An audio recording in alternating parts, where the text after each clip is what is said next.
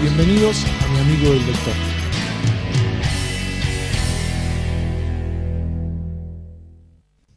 Bienvenidos a mi amigo el doctor, como siempre los miércoles aquí por Canal 2. Nos volvemos a encontrar y en esta ocasión me gustaría, antes de presentar el programa y las notas que vamos a traer, dar algunas pequeñas recomendaciones que creo que son más que importantes, porque todo este tema de la intoxicación con monóxido de carbono es importante, es seria y es grave. Y creo que es una de las causas que pueden tranquilamente evitarse como un riesgo de muerte, ¿no? Ha pasado, bueno, lo que ya todos sabemos, la muerte de la familia del senador, la esposa y el hijo, pero así como él, como es, digamos, un senador de la nación, esto suele suceder y muchas veces pasa inadvertido y nadie dice nada. Y creo que uno de los síntomas más importantes que tenemos que tener en cuenta es el dolor de cabeza. Una de las causas más comunes digamos, en consultorio, como motivo de consulta, es la cefalea. Y en invierno lo primero que tenemos que pensar los médicos, y de paso se lo transmito a ustedes, es justamente esto, la intoxicación por monóxido de carbono. ¿Qué puede producir esta intoxicación? Justamente uno de los síntomas: cefaleas, náuseas, vómitos. Mareos, inestabilidad y tendencia al sueño. Cuando una persona empieza a sentir, sobre todo se levanta ya con dolor de cabeza en la época de invierno, hay que ver esto. Por favor, hacer el control de todos los aparatos de gas en la casa. Los artefactos que usan placas para producir calor no pueden producir la intoxicación con monóxido de carbono. Sí, por ejemplo, los calefactores telobalanceados, los que no lo son y los que no lo son están prohibidos, absolutamente prohibidos en una habitación. Y eso de calefaccionarse con el horno, con la cocina, por favor, tengan mucho cuidado, muchísimo cuidado. Tenga en cuenta que si usted se levanta ya con dolor de cabeza, mareado, abotagado, así medio aturdido, por favor, haga revisar los aparatos que tiene en casa, porque puede estar pasando. Y la gente que no tiene la suerte de tener este tipo de aparatos y se calienta, por ejemplo, con brasero, no lo deje en la habitación, la calienta y lo saca, porque una brasa que quede encendida consume todavía el oxígeno y puede producir una intoxicación. Así que creo que es un dato que tenemos que tener en cuenta y bueno, al menos así vamos a comenzar. Hoy vamos a traer dos notas al programa bastante interesantes. En la segunda nota hablamos con la doctora Andrea Delgado, ella es psiquiatra, y nos trae un poquito a la mesa temas que nos sirven, que vemos todos los días, como por ejemplo las crisis de pánico, la depresión. Tirar esto un poquito, todas estas cosas que la gente no entiende y que le da un poquito de miedo, hacer la consulta y ella nos va a explicar bien de qué se trata.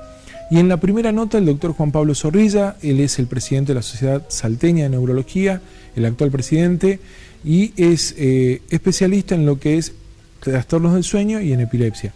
Y él nos va a introducir un poquito en esto de qué es, cómo hacer un estudio que se llama polisomnografía y qué son los trastornos del sueño, tan importantes para el desarrollo de un ser humano y la calidad de vida que puede tener. Muchas de las veces la falta de concentración en los niños o en los adultos, el cansancio, el dormirse durante el día, por ahí está relacionado con esto, con apneas del sueño. Así que creo que es una nota bastante interesante. Así que bueno, les doy la bienvenida al programa y bueno, espero que puedan disfrutarlo y cualquier duda que tengan se comunican con nosotros a través de las redes sociales. Muy bien, vamos a continuar con las notas. Gracias. Muy bien, nos encontramos acá con el doctor Juan Pablo Zorrilla para otro encuentro de mi amigo el doctor y en esta ocasión vamos a hablar justamente con el presidente actual de la Sociedad Salteña de Neurología y también profesor en la universidad de la carrera de medicina en Salta, algo que estamos bastante orgullosos de que podamos tener hoy en día aquí. Bueno, Juan Pablo, muchas gracias por recibirnos y bueno, bienvenidos al programa. Muchas gracias por la invitación. Juan Pablo, lo que queremos, las consultas que hay hoy en día es sobre el tema de la polisomnografía, porque la gente por ahí no entiende bien para qué es el estudio y por qué se lo pide. ¿Nos podrías comentar algo de eso? Bueno, mira, sí, es interesante la pregunta porque hay un montón de desconocimiento, no solamente desde el punto de vista de los pacientes, sino hasta el mismo médico. Sí. Es un estudio bastante complejo, un estudio de sueño, donde evalúa varios factores, digamos, que uno va durante la noche monitorizando. Sí. Que esto incluye no solamente la parte respiratoria, la parte del oxígeno en la sangre, un electroencefalograma para ver cómo duerme y puede utilizarse para determinadas patologías. Dentro de las más comunes, nosotros los trastornos de sueño que podemos ver, el insomnio y muchas de sus variables, pero también otros que tienen tratamiento específico como es la apnea del sueño. Bien, eso es importantísimo, ¿no? Hoy en día la gente se está enterando un poquito más de qué es la apnea, por ahí tal vez no todos la entiendan bien, pero que también lleva muchos riesgos. Por supuesto, la apnea es la pausa respiratoria que hacen los pacientes mientras duermen. Bien. Esto es muy importante porque en el cotidiano de la gente uno asume porque es gordito y ronca, porque es normal, claro, porque es gordito, y en realidad puede ser esta patología que lleva muchísimos factores de riesgo, sobre todo cardiovasculares. Tiene mayor incidencia, mayor frecuencia de ACV, de infarto, diabetes. Esa incidencia es mucho más alta que la gente común. Es muchísimo más alta. Y donde estamos hablando de una patología que es muy común y está muy subdiagnosticada, subvalorada y que muchas veces no se le da la implicancia. ¿Por qué? Porque tiene algo en contra de esta patología, que es que el paciente no reconoce los síntomas. Exacto.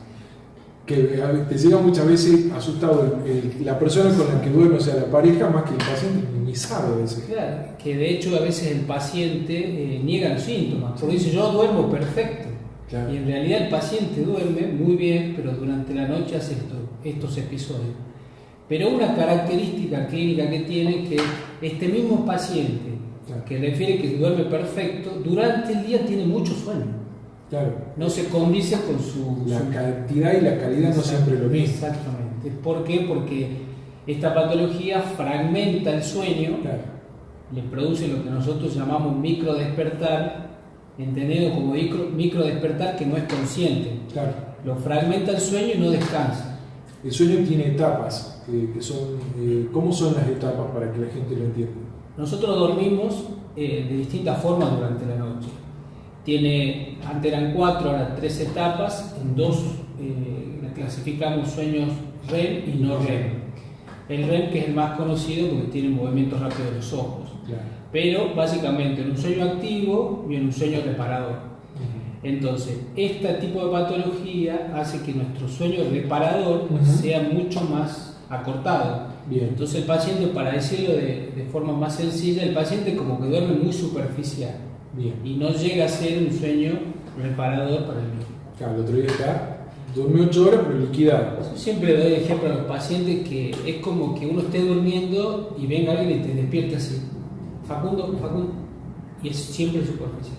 Claro. No llega a ser, desde el punto de vista clínico, reparador, y muchas veces el sueño no es un proceso solamente pasivo. Nosotros durante el sueño recuperamos mucho de nuestra función. Yo hago mucho hincapié en el programa acerca de eso, o sea, de cómo recuperamos los neurotransmisores, la química del cerebro, ¿no? Exacto, que esto ha cambiado. De hecho, tanto la repercusión del trastorno del sueño que de hecho el premio Nobel de Medicina, el último, tiene que ver con el ciclo circadiano. Exacto. Y todo lo que se ha aprendido sobre esto. Es muy importante el sueño y sus alteraciones llevan a muchísimas complicaciones clínicas que a veces desde los profesionales o los mismos pacientes no las asocian, claro, entonces no llegan a... Y es importante porque además, si logramos un diagnóstico temprano, podemos dar todos los tratamientos para evitar estas consecuencias a futuro. Exactamente, que eso es importante recalcar, que tienen tratamientos específicos y donde el tratamiento va a mejorar muchísimas otras condiciones del paciente. Por ejemplo, la presión arterial. Estos pacientes tienen hipertensión, presión alta, que no responde generalmente a la medicación. Necesitan un montón de medicación. Claro. Y uno le trata la apnea y la empieza a regularla normalmente. Qué bárbaro, ¿no? Y algo importante a recalcar para la audiencia que te ve es que si bien es más común en los gorditos, no necesariamente tiene que ser un gordito. Pueden ser gente delgada, con ciertas alteraciones o no, que pueden tener esta patología. Entonces, lo importante es que yo siempre le recomiendo cuando uno da una charla algo que las preguntas, el interrogatorio también hay que hacerlo al familiar. Exacto, que creo que se da cuenta en realidad. Exactamente, la pareja que es el que... ¿Y qué preguntas deberíamos hacerles? Las preguntas son, uno las podría dividir al paciente y al familiar. El paciente, ¿qué puede sentir? El paciente va a tener síntomas durante el día, donde el síntoma más característico es el sueño. Claro. Se duerme en todos lados. Pérdida de memoria, presión alta que no baja con medicación habitual, fallas en la concentración. Esos son síntomas que puede sentir durante el día el paciente. Durante la noche los síntomas no son reconocidos por el paciente y hay que preguntar al familiar. Entonces preguntarle al familiar, cuando él duerme, no, el doctor asienta la cabeza y se duerme. Cuando él duerme, hace esas pausas respiratorias, se deja, que la gente llama se corta de la noche. Si se corta durante la noche, hace esa pausita. Si ronca, si el ronquido siempre es el mismo o de distinta intensidad, va a ver que el paciente tiene una intensidad y llega un momento que parece un obra. Si el paciente se despierta de noche como sofocado, eso habla de una gravedad que no es muy común. Pero básicamente esos son los síntomas que uno tiene. Bien. ¿Cómo hacen el estudio? Lo hacen en el IMAC, ¿verdad? Sí, en el IMAC tenemos una unidad de sueño, donde evaluamos no solamente esto, sino varios trastornos del sueño. Es un estudio donde el paciente tiene que ir a dormir.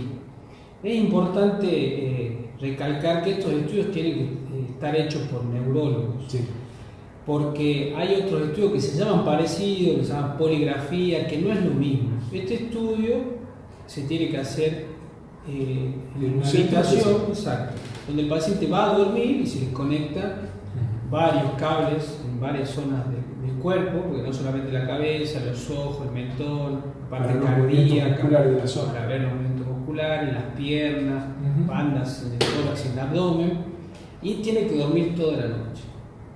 Generalmente un estudio debe durar por lo menos 4 horas mínimo. Realmente un promedio de 5 o 6 horas es lo ideal, porque nosotros vemos frecuencia. Entonces nosotros definimos la enfermedad en cuanto al número de eventos por hora. Si usted tiene un estudio de menos horas, probablemente el número no sea el correcto, el real. Exactamente.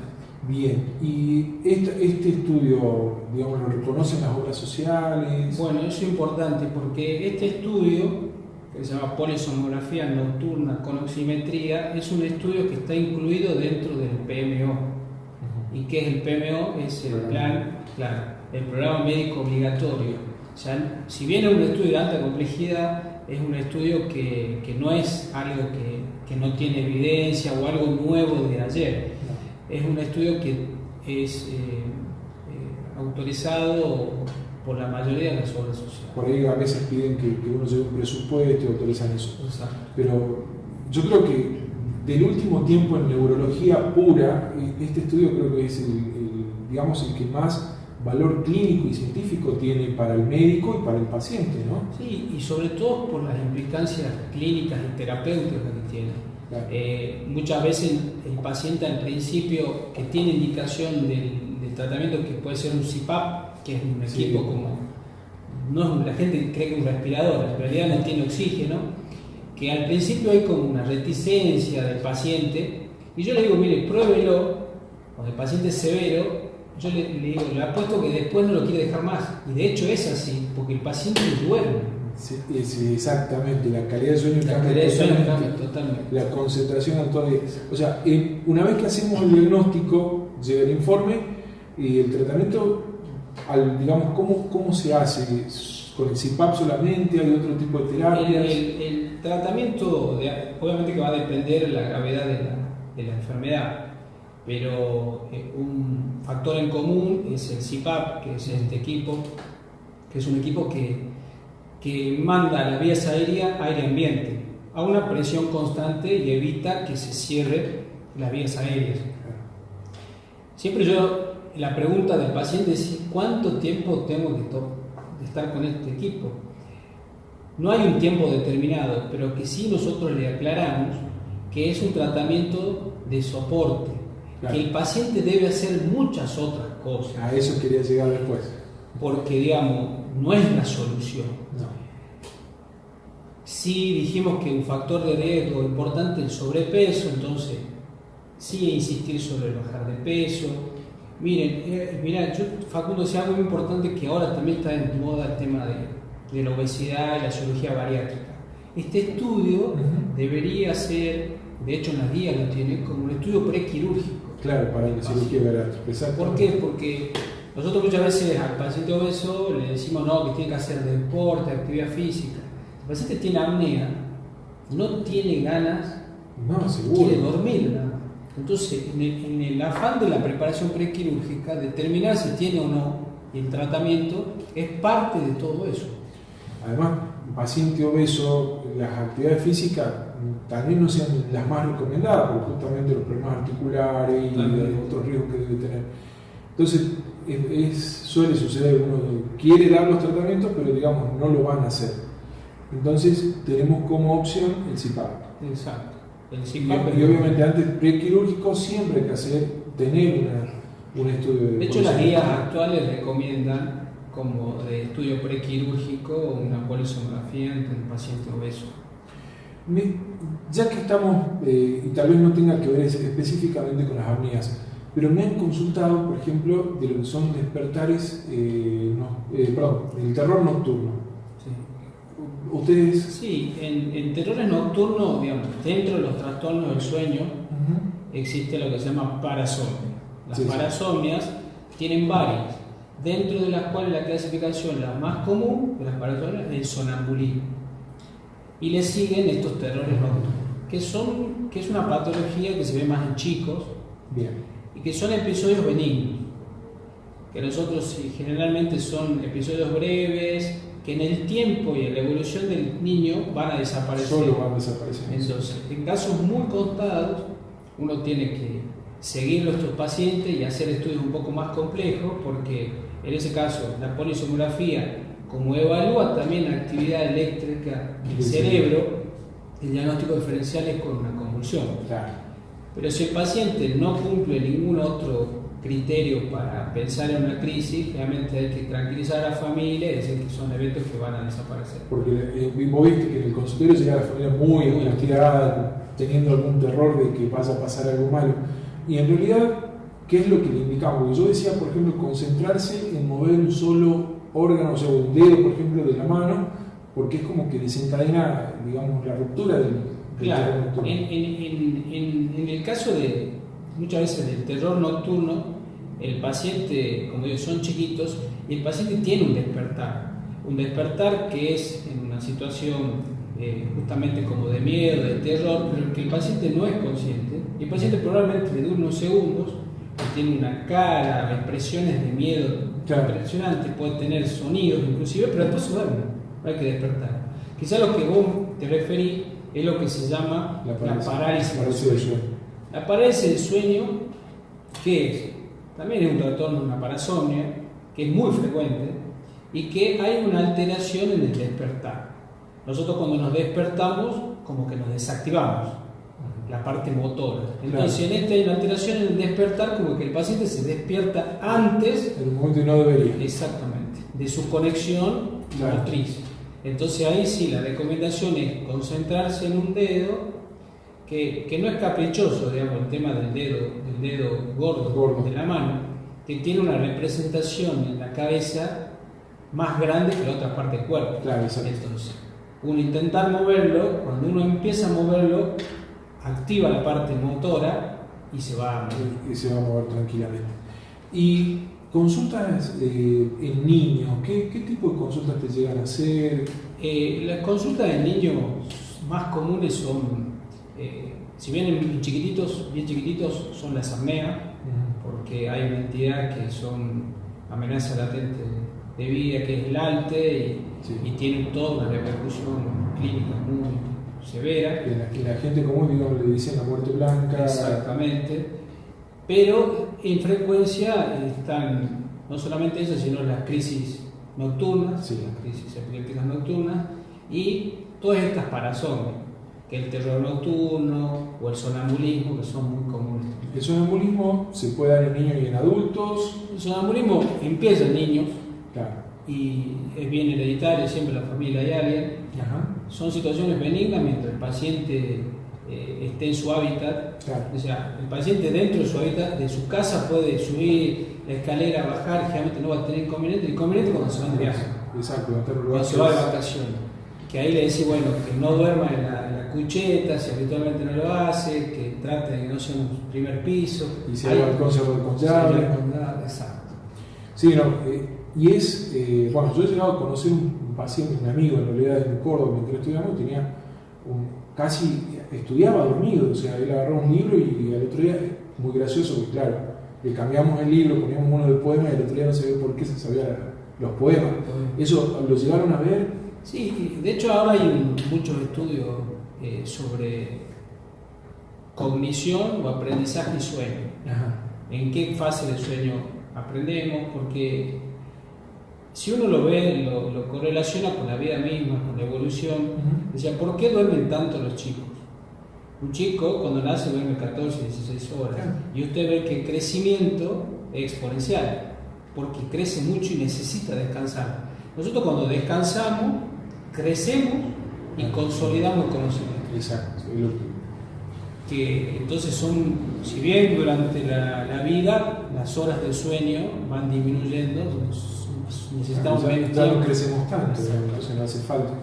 Y esto es importante para los papás, o sea, corregir, o sea, un niño que no tenga grandes problemas, pero por ejemplo, que a mí me llegan, yo si bien no veo niños, pero me llegan muchos y me preguntan, no aprenden en la escuela, le cuesta concentrarse. Lo primero que hay que preguntar es cómo duerme. Totalmente.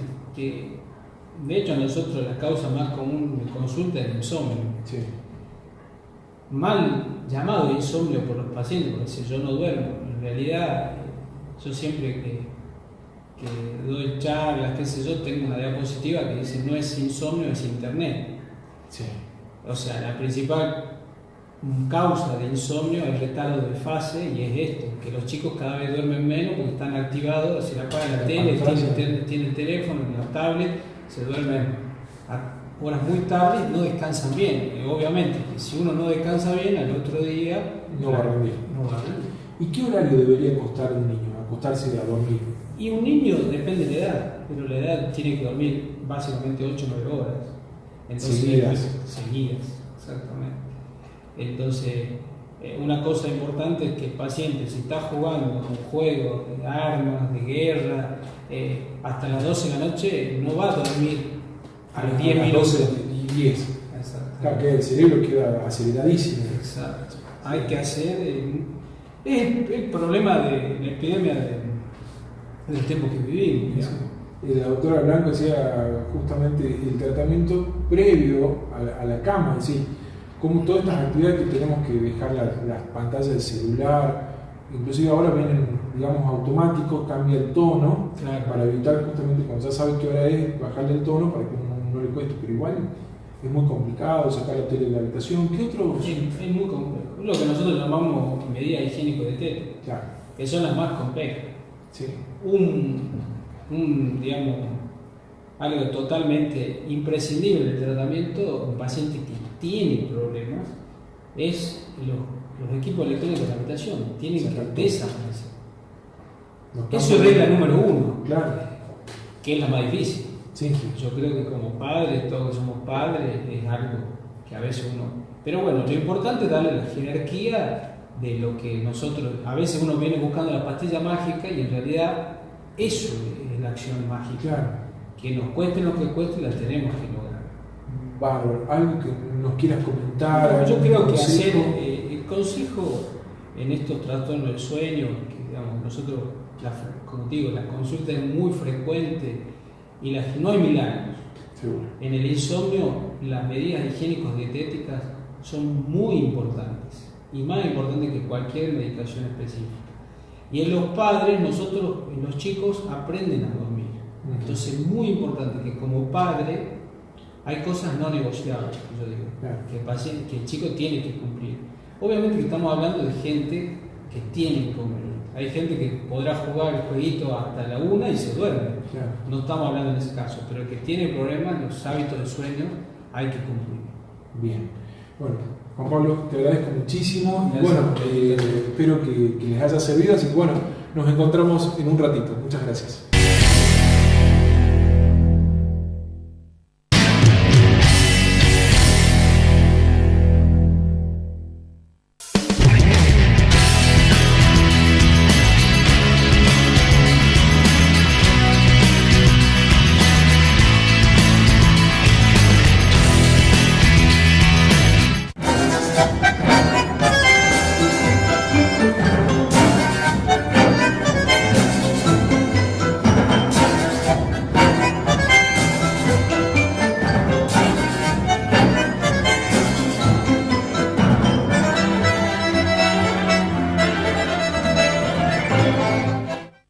Te quedás con nosotros con la información, ¿eh? No te olvides, gente como vos te podés ganar premios como este.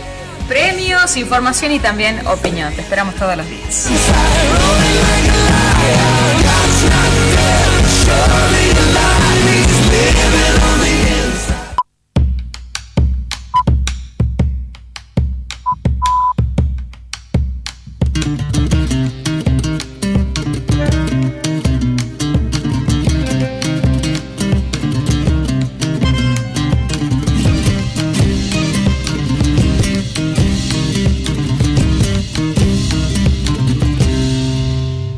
Como decía el poeta hace muchos años, nada es verdad ni es mentira. Todo es según el color del cristal con que se mira. Por eso, en nuestro programa, La Otra Mirada, lo esperamos a usted todos los viernes de 12 a 1. Cuento con usted.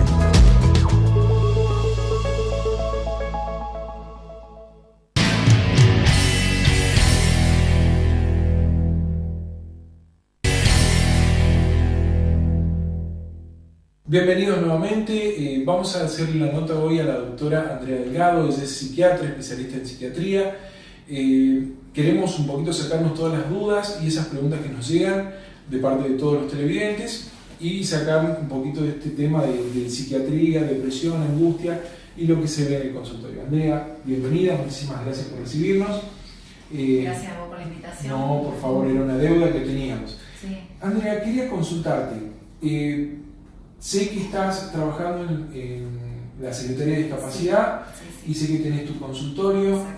¿Dónde es tu consultorio? Mi consultorio es en Cedilam, que es el Centro Diagnóstico de la Mujer, en la calle Catamarca, al 175. Perfecto. ¿Y para pedirte algún turno, cómo te interesa? Y al celular de la secretaria, Bien. 155 52 12 21, por la tarde. Bueno. Andrea, quería consultarte. ¿Cuáles son las causas más comunes de consulta en el consultorio, si valga la redundancia? Bien, los motivos de consulta más frecuentes son ansiedad y depresión. ¿Sí? Bien. Por lejos, el 3/4% de las consultas relacionado con eso. Sí, que son patologías no graves, pero que sí requieren atención. Sí. Muchas veces se piensa que el psiquiatra va a la gente que está loca, con para el chaleco de fuerza, pero esas son situaciones graves, pero lo que más frecuentemente vemos es ansiedad y depresión, que es tratable. ¿Sí? ¿Qué tanto por ejemplo, de genético o hereditario tiene una depresión y qué tanto, digamos, de lo social y de la personalidad? Bueno, hay tantos factores, multifactorial, todas las Bien. patologías mentales tienen los factores ambientales influyen, pero los factores genéticos también. De todas maneras, nosotros las depresiones las dividimos en dos grupos, Sí. las endógenas y las reactivas. Las endógenas son donde los genéticos, si hay antecedentes familiares de depresión, generalmente son las más graves, ¿sí? Sí. Requieren sí o sí tratamiento con medicación, tratamiento a veces muy prolongado. Y después tienen las reactivas, que pueden darse en un contexto de problemas familiares, duelos no resueltos, problemas económicos, que también Sí. estamos en crisis sociales. Y por ahí son como, a veces responden a la psicoterapia, y si la psicoterapia no es suficiente, ya hay que recurrir a medicación. ¿Sí? Bien. Por ejemplo, cuando un paciente llega, la psicoterapia, Sí. la indicación de psicoterapia, ¿hay distintos tipos? Sí. ¿Va a depender de cada persona? Claro, depende de cada persona. Normalmente yo trabajo mucho con psicólogos, los psicólogos derivan ya cuando no es suficiente o ven que es necesario, ya la depresión tiene un cierto grado de gravedad que necesita tratamiento farmacológico y lo derivan al psiquiatra. A veces llega el paciente A veces, exacto, bueno, depende de la orientación que uno tenga. Hay muchos psiquiatras que solo medican y otros psiquiatras que hacen psicoterapia y medicación, eso depende también del caso, ¿sí? Y la psicoterapia tenemos de orientación psicoanalítica, orientación cognitivo-conductual, orientación sistémica, Gestalt, o sea, hay muchas técnicas que uno va adecuando según el paciente. Claro. Esto es muy bueno, es decir, las técnicas que han aparecido sobre todo en la última década, eso nos da unas herramientas, nos da muchas más herramientas que antes, ¿no? Y uno se adecua al paciente, porque no todos los pacientes, hay pacientes que quieren una solución como más rápida, más pragmática, y bueno, a veces van por el tema de la medicación, pero la psicoterapia es importante. Los dos son dos elementos muy importantes, combinar la psicoterapia y la medicación. Se sabe, sobre todo en los trastornos de ansiedad y depresivo, que la combinación de ambos elementos, de ambas herramientas, es la que mejor favorece al paciente. Claro, es la que trata el origen del problema. Exactamente. Tiene mucho que ver la química del cerebro, y es algo a lo que usted se dedica. Claro, sí. Sobre todo ansiedad y depresión está relacionada con la neuroquímica, el déficit de serotonina. Los antidepresivos, la mayoría apunta al déficit, no solo de serotonina, también a otros neurotransmisores, ¿sí? Claro. Pero básicamente el más involucrado es la serotonina. Equilibrar un poco ese cerebro, ¿no? Exactamente. Sobre todo en las depresiones endógenas, donde más, a veces hay depresiones reactivas, por ejemplo un duelo, claro, muy difícil, hay duelos que son muy difíciles, porque la pérdida de un hijo es una de las pérdidas más difíciles, y a veces ahí es más importante la psicoterapia. Se medica cuando realmente hay trastorno del sueño, hay mucha ansiedad, pero es como sintomático. Claro, tratar el síntoma. Exactamente. La causa es más emocional. Exactamente. Y respecto a las medicaciones, porque yo creo que uno de los miedos más grandes que tienen hoy los pacientes, al menos lo que nos dicen al resto de los médicos, es no, pero que tengo miedo porque dan muchos remedios. ¿Están así? Porque... No, para nada, no están así. Muchos pacientes se automedican. Sí, como que acá en Argentina hay una facilidad de acceso sobre todo a los ansiolíticos, a las pastillas para dormir. Muchas veces el cardiólogo se los indica puntualmente y lo siguen tomando, o consiguen que alguien haga la receta, y eso sí es lo peligroso, porque después genera una dependencia a las benzodiazepinas que nosotros conocemos farmacológicamente, y entonces lo ideal es que un médico maneje, controle la medicación, y si es especialista mejor, porque lo ideal, los ansiolíticos usarlos por un tiempo corto. Claro. Los antidepresivos se usan por tiempo más largo, mínimo de 9 a 12 meses la primera vez. Exacto. Y esos no generan dependencia. Es decir, una vez que se resolvió el cuadro depresivo, cuando es la primera vez, uno lo va disminuyendo gradualmente y no genera esa necesidad que después sí se hace permanente con los ansiolíticos. Son más peligrosos los ansiolíticos que los antidepresivos. ¿Sí? Y hoy en día, por los números, por las estadísticas que se estuvo viendo de la OMS, la Argentina se indica 3 veces más que en cualquier otro país de Latinoamérica. Tal cual, y eso es lo peligroso, porque son drogas legales, es decir, nos asustamos por el consumo de cocaína y marihuana, y las benzodiazepinas también generan dependencia, también generan adicción, nada más que más permitidas. Claro. ¿Y te has llegado a ver casos de este tipo de adicciones a benzodiazepinas? Sí, y son muy difíciles de manejar, son muy difíciles de sacar. Es como dentro de adicciones, o sea, uno cree que adicción solamente es adicción a marihuana, cocaína, adicción al alcohol, y la adicción a la benzodiazepina es una de las más difíciles de tratar. Son pacientes que llevan más de 10 años consumiendo Alplax y Rivotril, que son las más conocidas, digamos, y sobre todo viejitos, vos ves viejitos y es súper difícil de sacarle, y esas son las que generan mareo, trastornos de la memoria. Entonces, caídas, fracturas, todas las consecuencias, esas son las con las que hay que tener más cuidado, un tiempo corto, ¿sí? Tiempo corto hasta que se resuelve. Ahora, los antidepresivos sí, hay que usarlos por tiempo más largo, pero no generan ese tipo de violencia. No generan la adicción. Por ahí puede haber algo de emocional, por ahí que no quieran dejar de tomarlo porque les da miedo volver a lo de antes, pero adicción física no. No, para nada. ¿Qué problemas puede llegar a tener? ¿Qué reacciones adversas puede llegar a tener medicamentos? Es como que uno de al principio trastornos gastrointestinales, que en la mayoría de los casos se resuelve porque el paciente se adapta, y si no se resuelve y es muy fuerte, uno busca otra opción. Uno va buscando opciones. Que por suerte hay muchas. Exactamente, hay muchas opciones de antidepresivos. Y otra que sobre todo afecta, sobre todo a la población masculina, que son los que más se quejan de eso, es la disfunción sexual, pero eso se ve a largo plazo. Pero también hay opciones. Bien. ¿Sí? Hay opciones. Sí, porque esa era una de las consultas. Hay antidepresivos que no afectan tanto la esfera sexual, Y bueno, cuando uno ve que el paciente se queja y realmente es un problema para él, bueno, uno utiliza esa otra opción, que siempre es más manejable que la depresión en sí, porque el riesgo más grande de la depresión es el suicidio, exacto, que es lo que uno busca prevenir.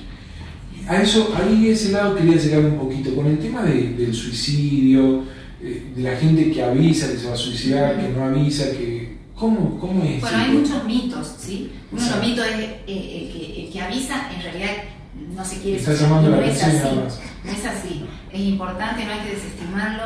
Es verdad que muchas veces los llamados gestos suicidas para llamar la atención o para modificar algo en el ambiente, pero hay que tenerlo en cuenta, claro. Sí, hay que tenerlo en cuenta, y es mejor, es más, antes siempre los psiquiatras teníamos ese miedo, no vamos a preguntar por la duda, no lo estimulemos, y no, al contrario, hay que indagar. A un paciente depresivo que venga a la consulta, sobre todo los más graves, siempre hay que preguntar.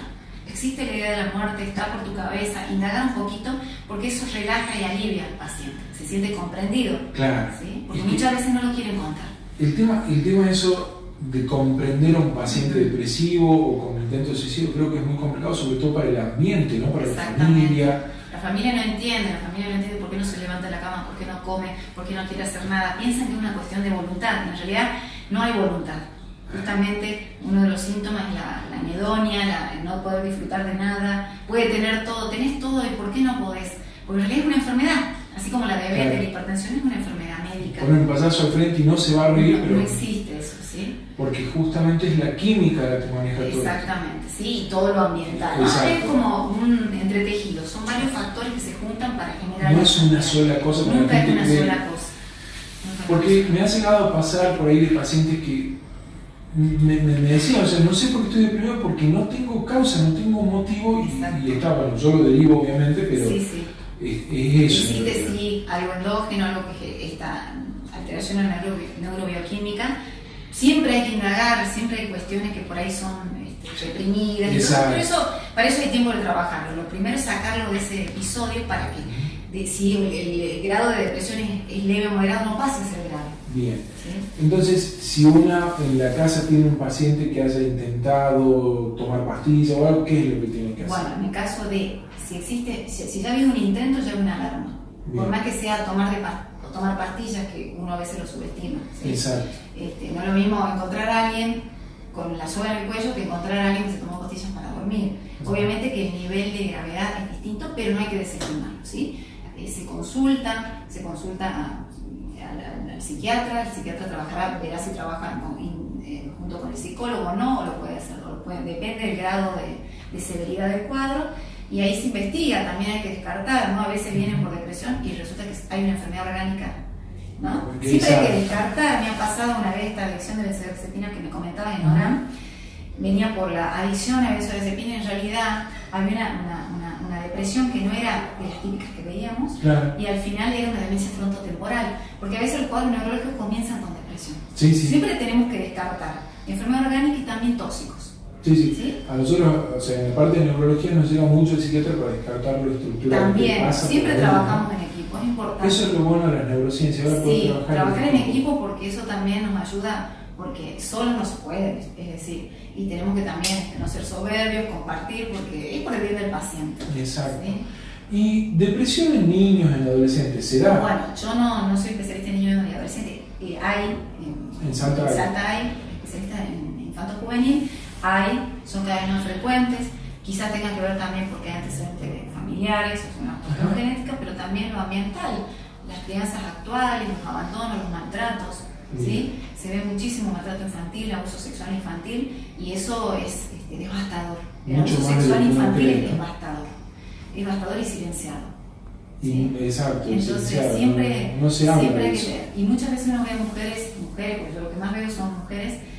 Hay hombres, pero las que más consultan son las mujeres. Claro. El hombre por ahí es más, no se anima más reticente, no se anima a consultar. Y cuando uno indaga en la infancia, en la adolescencia, todo lo que es la familia, lo que tenemos una orientación sistémica, indagamos mucho en la familia y muchas veces detectamos que han sido personas que consultan por depresión, por ansiedad, que han sufrido abuso sexual en la infancia y nunca lo han podido hablar, porque genera mucha vergüenza, por el miedo a la ruptura familiar, porque se sienten culpables, y eso es muy importante, ¿sí? Tenerlo en cuenta también. un tema que no se hable. Un tema que yo creo que la educación sexual integral, que todavía falta. Es ley pero no se está implementando, tiene que apuntar también a eso, a educar al niño para que cuando viva una situación así pueda hablarla y aprenda también a cuidar su cuerpo, ¿sí? A contarle a sus padres si vive alguna situación. El problema es que el abuso sexual infantil, el 86% de los casos ocurre en el seno intrafamiliar. Claro. Y ahí es más complicado y son los que no se denuncian. ¿Sí? Sí, la verdad que eso es una realidad. Los profesionales ahí somos los que tenemos que meter el dedo en la llaga. Exactamente, porque los pediatras son a veces los que detectan signos, claro. ¿sí? Las maestras, ¿sí? Detectan signos, porque por ahí está silenciada la familia, porque el padrastro, porque el tío, padre, el tío primo. y la madre no quiere, termina siendo cómplice por no querer romper esta estructura familiar. Sí, la verdad es una realidad bastante dura que se muy vive, dura, ¿no? muy dura, sí. Andrea, ¿qué consejo darías si es que existe alguna duda o alguna sospecha de alguno de estos casos? ¿Qué se le puede decir a la gente que tiene que hacer? ¿Sospecha de qué?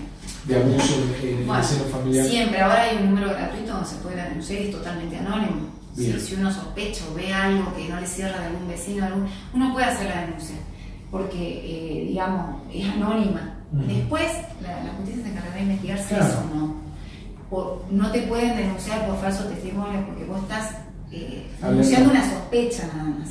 Claro. Pero por ejemplo, si un pediatra ve que hay signos de abuso, de maltrato y no lo hace, ahí sí hay la negligencia del médico que no lo hizo. ¿Sí? Eso es muy importante alertar. Las maestras igual. Hemos visto muchos casos donde quizás la maestra era la primera a enterarse y por miedo no lo hizo y después terminaron, no sé, matando y matando a una criatura y se podría haber hecho algo. Siempre la prevención es lo más importante. Bien. Digamos, aparte de la depresión, la ansiedad. ¿La ansiedad qué es lo que te toca ver en el consultorio? Bueno, hay de todo. Porque la ansiedad es un síntoma, claro. Pero hay que ver ese síntoma en qué lo encuadramos. Dentro de los trastornos de ansiedad tenemos muchos. Y lo más importante para nosotros es el diagnóstico. Porque a partir del diagnóstico es como que tenemos que poner en juego las estrategias terapéuticas para que esa persona mejore. Claro. En el caso de los trastornos de ansiedad tenemos trastornos de pánico, que es uno de los más frecuentes, más de consulta, con o sin agorafobia. La agorafobia es el miedo a salir evitar ciertos lugares públicos por miedo a tener una crisis de pánico. Bien. Entonces la persona empieza a encerrarse en su casa y no salir por miedo a. Y se termina siendo muy dependiente, tiene que salir siempre acompañado, porque no va a hacer que se descomponga en el colectivo, en el banco, en la fila para pagar el gas. Entonces termina siendo muy invalidante. Comienza con una crisis de pánico y después esta crisis de pánico se hace cada vez más. ¿Y cómo es una crisis de pánico? ¿Qué suele pasar? La crisis de pánico es una crisis de ansiedad aguda que viene de repente, o sea, generalmente no desencadena por nada. Puede estar muy tranquilo viendo la tele y de repente comienza con síntomas de taquicardia, palpitaciones, falta de aire. Parece que en algunos casos fue un infarto, ¿sí? A veces síntomas gastrointestinales, sensación de nudo en la garganta, falta de aire, ¿sí? Esos son los síntomas más frecuentes. ¿Sí? Bueno, puede ser una vez. Ahora, si esto es repetitivo, ¿sí? Y así comienza de la nada, o sea, hay que consultar. Realmente, mientras más rápido uno consulte, menos va a cronificar y no va a llegar a la agorafobia, que es como la complicación de la crisis de pánico. Que ya es y después la complicación de este trastorno de pánico con agorafobia ya es la depresión. Claro, es una cadenita. Es una cadena, por eso mientras uno más precozmente diagnostique y trate y sea tratado, más fácil sale. ¿Y es verdad que aumentó la frecuencia de presentación? Y yo creo que lo que aumentó es que la gente ya sabe, ya conoce. O sea, aumentó la consulta. La consulta, uno ya sabe, los mismos médicos de familia, médicos clínicos, saben psicoeducar al paciente, porque a veces el paciente o le piden de todo y no tiene nada, claro, el mismo médico dice, tiene algo de ansiedad, algo de depresión, ya deriva. O al psicólogo y después el psicólogo ve si es necesario, al psiquiatra. A veces cuando es un cuadro leve, con psicoterapia cognitivo-conductual andan muy bien. Y no es necesario medicar, a veces es necesario las dos cosas. Por suerte ha cambiado un poquito esto del miedo a ir al psiquiatra. El miedo sí, ¿no? ahora ha cambiado y esto tiene que ver los medios, porque siempre hay famosos que yo he tenido ataque de pánico, y de alguna manera está bien, a veces se banaliza, pero a veces también es importante porque la gente dice, bueno, si tal la Paula Chávez tiene, claro, porque yo no puedo tener. Está bien, sí, bien entonces, importante. Es importante. ¿Qué tipo de discapacidad trae la depresión? ¿Es una enfermedad discapacitante? Sí, puede ser discapacitante.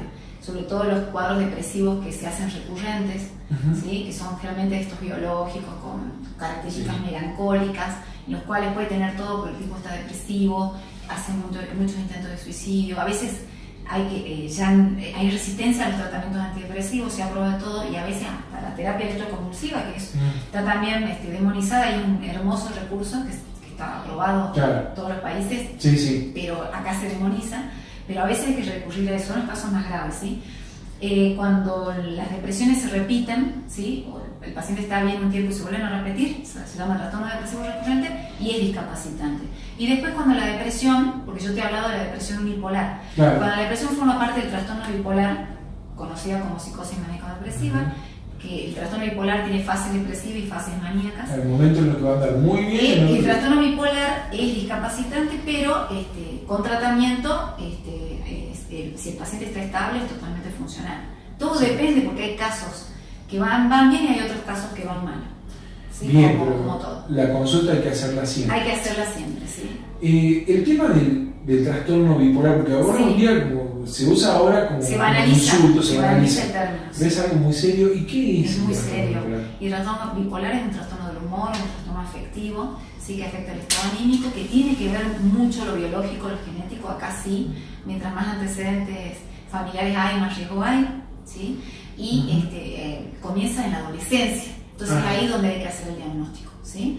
Generalmente comienzan con fases depresivas y un chico con depresión que a veces no se manifiesta en el niño y en el adolescente como en los adultos, que es tristeza, no disfruta, a veces es cambio de conducta, agresividad, hostilidad, hiperactividad, ¿sí? Chicos que no paran, siempre hay que descartar. Pero digamos, lo que tendría que llamar la atención es que hay un cambio. Hay un cambio, cambio exactamente. Sí, suele comenzar a los 16, 18 años, en el varón comienza antes que en la mujer, y son cíclicos. Episodios depresivos, sale ese episodio y puede tener episodios de euforia, de manía. También depende, porque ahora se habla de espectro bipolar. Que hay casos como leve y casos más graves. Me han llegado pacientes tratados durante mucho tiempo. Porque yo te comento, me llegaban pacientes con tratamiento antidepresivo muy largo, pero que no respondían porque eran bipolares. Eran bipolares. Justamente ahí está la diferencia. La depresión unipolar responde a antidepresivo. La depresión bipolar no. Al contrario, la empeora. Entonces en estos pacientes con depresión bipolar hay que usar estabilizantes del ánimo. ¿Sí? Para nosotros, cuando viene un paciente con depresión, lo primero que tenemos que descartar, que no sea orgánica, descartar causa orgánica, descartar causa tóxica, porque debe ser un alcoholismo o incluso consumo de marihuana, que también genera depresión, y descartar que no sea bipolar. Una vez que hemos descartado eso, ya pensamos que es unipolar y recién usamos el antidepresivo. Podemos usarlo. Yo siempre trato de diferenciar eso, que no sea bipolar, porque si es bipolar y yo le doy un antidepresivo, lo estoy incendiando de alguna manera. Exactamente. ¿Sí? A veces el diagnóstico lo haces con eso, porque parece que fuera unipolar, le da el antidepresivo y se te pasa para la euforia y ahí ya te diste cuenta que este es un bipolar. Y ahí ya tenés que reorganizar el tratamiento. Y sé que no es muy lindo hablar de esto, pero hay un porcentaje de gente que responde bien y otro que no. Sí, lamentablemente para nosotros, ojalá todos respondieran bien, pero bueno, como todo, hay casos que son manejables y hay otros casos que son más complicados. ¿Sí? Bien. Y bueno, ahí es donde uno recurre a todo, y hay distintos protocolos, donde uno tiene distintos niveles de recomendación y uno va usando, obviamente uno usa los primeros recomendados, los 3 fármacos, y uno después va recurriendo. Y es verdad que cada paciente, no todo, hay pacientes que responden una cosa, pero el otro capaz que no. Entonces uno va adecuando, uno va adecuando el tratamiento al paciente. Bueno, yo esto quería explicarle a la gente que nos sigue, o sea, trato de explicarle. A usted también le debe pasar lo mismo, ¿no? Los NPC lo mandan uno y en el otro no. Y por eso en familia directa y no mandan bien. Bueno, y yo quiero que esto quede claro en la gente, de decir, hoy en día la medicina y sobre todo la psiquiatría y la neurología forman parte de todo un movimiento que es la neurociencia, del trabajo en equipo. Y hoy en día trabajamos siempre con protocolos, es decir, ya no es a ojímetro como era antes, yo creo que y puede andar. Hoy en día tenemos nuestros protocolos para tratar a la gente y eso yo quiero que quede claro. Ustedes sobre todo ustedes, mucho más estrictos de esto, ¿no? Sí, sobre todo el tema del consentimiento informado es muy importante desde el punto de vista legal, ¿sí? Que es un salvaguardo para el paciente y para el médico, ¿sí? Es muy importante. Y con el consultorio, digamos, ¿cómo lo estás llevando? Acá en Salta la gente te cuesta más que en otros lados. Yo sé que estuviste afuera, estuviste en el exterior en España. Sí. ¿Qué diferencia notas acá? Bueno, a ver, en España yo siempre estuve en la parte pública y ahí es como que hay un exceso de medicalización. Ajá. Ahí es como que el español quiere que le soluciones el problema rápido. Y a veces no es para medicar, es solo psicoterapia, porque es un duelo. Claro. Les cuesta sufrir, no tienen tolerancia al sufrimiento. Acá el argentino sí. Sí. Es como que ellos, bueno, quieren salir rápido de eso y descreen mucho de la psicoterapia. O sea, de algunas psicoterapias creen y en otras no tanto. Claro. También los argentinos tenemos una orientación muy... los psicólogos psicoanalíticas, los mismos psiquiatras, muchos psicoanálisis, entonces uno, si bien los tratamientos farmacológicos son súper útiles para nosotros, también la parte de la palabra es fundamental. Sí. Entonces tratamos de combinar las dos cosas, yo creo que los resultados son mejores, ¿sí? No solamente medicar a un paciente y chao. Claro. Uno, el síntoma se lo quita, pero la raíz del problema hay cuestiones de sí, personalidad, sobre todo los trastornos de personalidad también son heavy, o sea, son importantes. Sí. Entonces como que uno va, digamos, bueno, y acá, no, yo veo que el salteño sí se atreve, o sea, incluso en pueblos, que ha tenido gente de pueblo, consultan con... No, ya está todo, gracias a Dios, ha cambiado, no es que el psiquiatra cuando entran y te ven, no se piensan que el psiquiatra es una persona que tiene los pelos para arriba. Sí, un problema. Y no, o sea, como que se sorprenden, digamos. Qué bueno. Bueno, Andrea, la verdad te agradezco muchísimo. Sí, es un tema muy amplio, pero bueno. Sí, tratamos de que sea sencillo para que la gente lo entienda. Tenga llegado a la gente. Pero bueno, te agradezco un montón y bueno, quedás un poquito obligada a que si llega a haber preguntas te podamos hacer otra nota. Sí, me avisas el tema y vale. lo preparamos. Te agradezco muchísimo. Bueno, queridos televidentes, yo después de esto me voy a despedir, nos vamos a ver el próximo miércoles a las 6 de la tarde por Canal 2. Gracias.